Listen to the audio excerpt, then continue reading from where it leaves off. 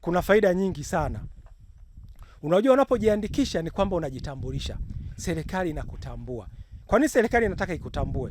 Cha kwanza, faida ya kwanza, serikali kisha kutambua, kuanzia huku chini afisa kilimo wako wa kata, wa kijiji mpaka na serikali kule juu. Ikisha kutambua ina maana inasaidia kukuhudumia. Kwamba mimi niko kwenye kijiji cha Isagangwale. Tuko wakulima 200 wa zao la pamba.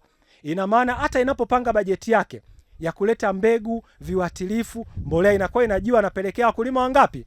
200. Sasa wewe kama hujajisajili ina maana utakuwa uko nje ya usajili. Ina maana zinapoletwa mbegu za wakulima 200, kumbe kuna watu 100 hawajajisajili, nyie mtaanza kupigania mbegu za wenzenu. Kwa kila mkulima anatakiwa ajisajili ili tuache lawama za nini? Za kulalamika tupati pembejeo, si ndivyo? Kumbe inatakiwa ujisajili ili pia uweze kutambulika. Lakini kujisajili inatusaidia sisi kujua eneo lako lina ukubwa kiasi gani. Hata afisa kilimo wako anakuwa anafahamu na wakulima wangapi, kuna ekari ngapi kwenye kata yangu au kijiji changu. Kitu kingine kinakuhakikishia kupata pembejeo zenye ubora. Pembejeo zenye nini? Inazuia kupata pembejeo feki.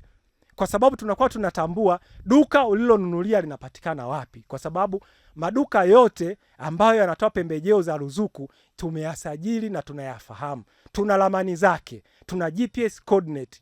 Kwa hata kama duka liko wapi tunalifahamu kwenye mfumo, tunaliona. Kupitia mfumo huo nimepata ruzuku ya mbegu za pamba ambazo tayari nimezipanda na zimeota baadhi. Kwa hiyo kwa kujisajili nimegundua kwamba utapata faida tele, yani kupata ruzuku mbalimbali hata ile ya mbolea. Mimi nimeshasajiliwa kwenye mfumo wa kupata mbolea ya ruzuku na mbegu bora.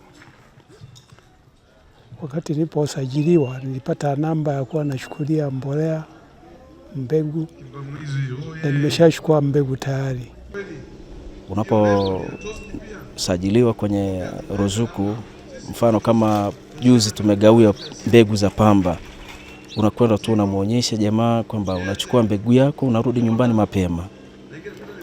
Lakini swala la uhitaji wa mbolea ni kweli, tunakuombeni mbolea zipatikane humo vijijini, zije ziweko mahala tu tunaenda kununua na sisi.